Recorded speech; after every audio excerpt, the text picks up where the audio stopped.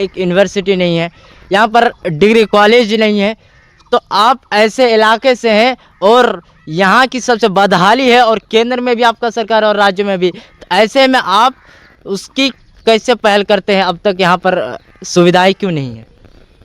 केंद्र में सरकार है, प्रदेश में भी एनडीए गठबंधन के सरकार चल रही है। दोनों सरकारें जनता के कल्याण के लिए अपना काम कर रही है और बिहार जो है विकास के रास्ते पर डबल इंजन की सरकार आगे बढ़ रही है। बहादुरगंज में नेहरू कॉलेज है, वहाँ साइंस की पूरी मतलब वहाँ फैसिलिटी नहीं है। ऐसे में यहाँ की जो समस्या है, तो आप ऐसे अपने पार्टी के नेतृत्व में या अपने अध्यक्षता में आप उसको कैसे यहाँ की समस्याओं के बारे में रखते हैं भारतीय जनता पार्टी के अध्यक्षता में? बता दूँ कि यही बिहार है और अपना किशनगंज और ग्रामीण क्षेत्रों है जहाँ बेटियां जो है लड़कियां स्कूल नहीं जाती थी। आज देखिए किसी भी स्कूल में देखिए छात्रों की भरमार है, छात्राओं की भरमार है।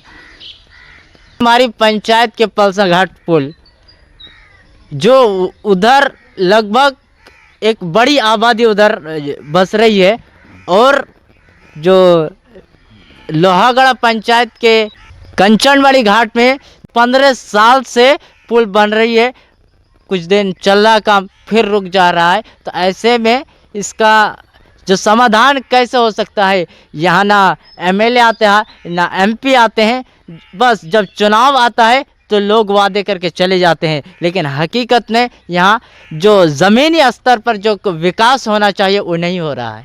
देखिए आप, ये बड़ी दुर्भाग्य की बात है कि सत्ता में रहते हुए भी हम किशनगंज में अभी ना हमारा सांसद है ना हमारा विधायक है।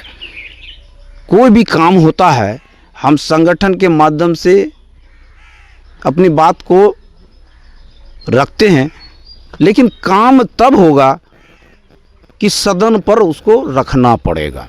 पलसा और कंचनवाड़ी घाट जो है वो गलगलिया से 4 लाइन है, बॉर्डर सड़क है, वो नेपाल बॉर्डर को क्रॉस करती है।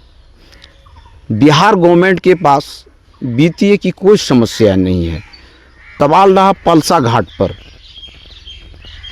एक संगठनकर्ता होने के नाते आप पत्रकार हैं, हमसे सवाल किए। ये सवाल हमारे जनताओं को, जो यहाँ के माननीय प्रतिनिधि हैं, उसको सदन में रखना चाहिए। सरकार निश्चित रूप से दिक्कतें हैं, हमारे समाज के हैं, कभी कभी महीना में 1 आध बार हम लोग भी जाते हैं, तो उनको सदन में रखना चाहिए। सरकार जो है गंभीरता से उसको लेगी और जन कल्याण के लिए सरकार अपना काम करेगी। हमारे यशस्वी प्रधानमंत्री जी सबका साथ, सबका विकास, सबका प्रयास, देश तो आगे बढ़ रहा है, पार्टी भी अपनी काम कर रही है, लेकिन सीमांचल अभी भी पीछे है, पिछड़ा हुआ है यहाँ सीमांचल। पार्टी में कोई मुस्लिम चेहरा क्यों नज़र नहीं आता, जबकि आप मुस्लिम को साथ लेकर चलने की बात करते हैं। जब आप ये भाषण देते हैं तो मेरी मुस्लिम माँ और बहनें लंबे लंबे आप भाषणें करते हैं, लेकिन हकीकत में आपके पास एक मुस्लिम चेहरा क्यों नहीं है? सिर्फ वही 2, उसके अलावा कहाँ सर? जय हिंद, आप देख रहे हैं ग्रामीण समाचार, मैं मुरसलीन शेरशाहबादी। आज हमारे साथ मौजूद है एक खास शख्सियत, भारतीय जनता पार्टी के किशनगंज के जिला अध्यक्ष श्री गोपाल मोहन सिंह। आइए हम उनसे जानते हैं अगले चुनाव की रणनीति के लेकर, और लिंचिंग बिहार में कुछ ज़्यादा ही हो रहा है, इन्हीं बातों के लेकर आज हमारे साथ मौजूद है श्री गोपाल मोहन सिंह। सर, सबसे पहले आपका स्वागत है हमारे चैनल पर। आप सबका भी पत्रकारों का भारतीय जनता पार्टी की ओर से सादर अभिनंदन है। सर, सबसे पहला सवाल है, अभी पिछले कुछ दिनों से बिहार में मॉब लिंचिंग बहुत ज़्यादा हो रहा है और केंद्र में भी आपका सरकार है, राज्य में भी आपका सरकार है, तो ऐसे में आप इसको कैसे आंकते हैं? देखिए, केंद्र में यशस्वी प्रधानमंत्री नरेंद्र मोदी जी के नेतृत्व में सरकार चल रही है। बिहार में माननीय मुख्यमंत्री नीतीश जी के नेतृत्व में सरकार चल रही है। बिहार में जो गठबंधन की सरकार है, स्पष्ट है नीतीश जी का दिशा निर्देश, कानून में, कानून के नाम पर वो कोई समझौता नहीं करेंगे। कानून किसी को भी नहीं बख्शेगा। जो अपराधी हैं तो उनको बख्शा नहीं जाएगा। सर, आप सीमांचल से हैं और किशनगंज में यहाँ सबसे बड़ी समस्या कि यहाँ एक यूनिवर्सिटी नहीं है, यहाँ पर डिग्री कॉलेज नहीं है। तो आप ऐसे इलाके से हैं और यहाँ की सबसे बदहाली है, और केंद्र में भी आपका सरकार और राज्य में भी। तो ऐसे में आप उसकी कैसे पहल करते हैं? अब तक यहाँ पर सुविधाएं क्यों नहीं है? देखिए, आपका पत्रकार हैं, आपको प्रश्न करने का हक है, लेकिन अब मैं आपको बता दूं, केंद्र में सरकार है, प्रदेश में भी एनडीए गठबंधन के सरकार चल रही है। दोनों सरकारें जनता के कल्याण के लिए अपना काम कर रही है। नीतीश जी स्वस्थ हैं, अच्छे काम कर रहे हैं। नीतीश जी के नेतृत्व में हमारे माननीय उप मुख्यमंत्री श्री सम्राट चौधरी जी और माननीय उप मुख्यमंत्री विजय सिन्हा जी के नेतृत्व में बिहार अच्छा काम कर रहा है। माननीय डॉक्टर दिलीप कुमार जायसवाल जी एक अच्छे संगठनकर्ता और नेतृत्वकर्ता में बिहार को पहली बार मिला है। उसके नेतृत्व में जो है संगठन भी हमारा मजबूत हो रहा है, और बिहार जो है विकास के रास्ते पर डबल इंजन की सरकार आगे बढ़ रही है। डबल इंजन की सरकार आगे बढ़ रही है, लेकिन किशनगंज से आप है, अब जिलाध्यक्ष के नाते मैं आपसे सवाल कर रहा हूं कि यहाँ पर डिग्री कॉलेज क्यों नहीं है, एक अच्छा यूनिवर्सिटी क्यों नहीं है? मरवाड़ी कॉलेज बिहार में 2014 के बाद आपके जो पार्टी है भारतीय जनता पार्टी, सबका साथ सबका विकास की बातें कर रहे हैं, लेकिन यहाँ पर अभी भी बदहाली है। इसमें आपकी क्या प्रतिक्रिया? देखिए, बदहाली तो नहीं है। मैं ये कहना चाहूँगा, पूरे देश में यशस्वी प्रधानमंत्री नीतीश जी के नेतृत्व में जो योजनाएं बनती है तो वो आपको लक्ष्मीपुर में भी दिखाई पड़ती है। प्रधानमंत्री सड़क आप देख लीजिए, आपके आगे में है या नहीं है? आप जिस सड़क से आए हैं प्रधानमंत्री सड़क है। अभी यहाँ जहाँ आप बैठे हैं वहाँ से ½ किलोमीटर दक्षिण जाइए, जहाँ की बरसात के दिनों में आवागमन बंद होता था, आप वहाँ देखिए आज ट्रेन की सिटियाँ बन रही है, पटरी का निर्माण चल रहा है, इलेक्ट्रिसिटी का काम चल रहा है। हमको लगता है कि बहुत जल्द जो है ना पटरी पर ट्रेन चलना शुरू हो जाएगा। यहाँ की एक समस्या है सिंघीमारी पंचायत के पलसा घाट पुल, जो उधर लगभग एक बड़ी आबादी उधर बस रही है, और जो लोहागढ़ा पंचायत के क्या है वो घाट, कंचनवाड़ी घाट में 2007 लगभग 15 साल से पुल बन रही है। कुछ दिन चल रहा काम, फिर रुक जा रहा है। तो ऐसे में इसका जो समाधान कैसे हो सकता है? यहाँ ना एमएलए आते हैं ना एमपी आते हैं, बस जब चुनाव आता है तो लोग वादे करके चले जाते हैं, लेकिन हकीकत में यहाँ जो ज़मीनी स्तर पर जो विकास होना चाहिए वो नहीं हो रहा है। देखिए, आपके चैनल के माध्यम से पूरे किशनगंज वासियों को मैं कहना चाहता हूँ, हमारी सरकार केंद्र में और बिहार में गठबंधन की सरकारें चल रही है, लेकिन मैं भारतीय जनता पार्टी का जिला अध्यक्ष हूँ और एक संगठन करता हूँ। जहाँ रही किशनगंज की बात, ये बड़ी दुर्भाग्य की बात है कि सत्ता में रहते हुए भी हम किशनगंज में अभी ना हमारा सांसद है ना हमारा विधायक है। कोई भी काम होता है हम संगठन के माध्यम से अपनी बात को रखते हैं, लेकिन काम तब होगा कि सदन पर उसको रखना पड़ेगा।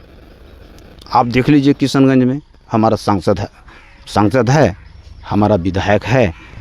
जहाँ जहाँ हमारे जो किशनगंज के सम्मानित विधायकगण हैं, सांसद जी हैं, अगर सदन में या फिर विधानसभा में बात को रखे हैं, वहाँ देश के यशस्वी प्रधानमंत्री और माननीय नीतीश कुमार जी जो ने वहाँ विकास का काम को आगे करने का काम किया है। अभी मैं आपको बता दूं, आपने नाम लिया पलसा और कंचनवाड़ी घाट। कंचनवाड़ी घाट जो है वो गलगलिया से 4 लाइन है बॉर्डर सड़क है वो नेपाल बॉर्डर को क्रॉस करती है। बिहार गवर्नमेंट के पास वित्तीय की कोई समस्या नहीं है। कुछ तकनीकी स्तर पर कुछ हो सकती है, तकनीकी स्तर पर ये मैं मानता हूँ और जनता को भी मानना चाहिए, हो सकता है तकनीक सरकार उसका अध्ययन कर रही है, उसको निश्चित रूप से वो काम आगे बढ़ेगा। सवाल रहा पलसा घाट पर, एक संगठनकर्ता होने के नाते आप पत्रकार हैं, हमसे सवाल किए। ये सवाल हमारे जनताओं को, जो यहाँ के माननीय प्रतिनिधि हैं, उसको सदन में रखना चाहिए। सरकार निश्चित रूप से दिक्कतें हैं, हमारे समाज के हैं, कभी कभी महीना में एक आध बार हम लोग भी जाते हैं, तो उनको सदन में रखना चाहिए। सरकार जो है गंभीरता से उसको लेगी और जन कल्याण के लिए सरकार अपना काम करेगी। लोग यहाँ से प्लान कर रहे हैं, दिल्ली जा रहे हैं, मुंबई जा रहे हैं, अलग अलग स्टेट्स जा रहे हैं, तो यहाँ के युवाओं के लिए क्या कुछ फैक्ट्री या कुछ यहाँ के समाधान, यहाँ के युवाओं के लिए कुछ समाधान नहीं होना चाहिए? देखिए, निश्चित रूप से आपने जो कहा पलायन में जो आज से 10 वर्ष पहले था, नीतीश जी का जब से बिहार में सरकार चल रही है, पलायन में निश्चित रूप से कमी हुआ है। आज युवा वर्ग, हर एक अभिभावक अपने बच्चे को स्कूल भेजते हैं। जहाँ तक फैक्ट्री की बात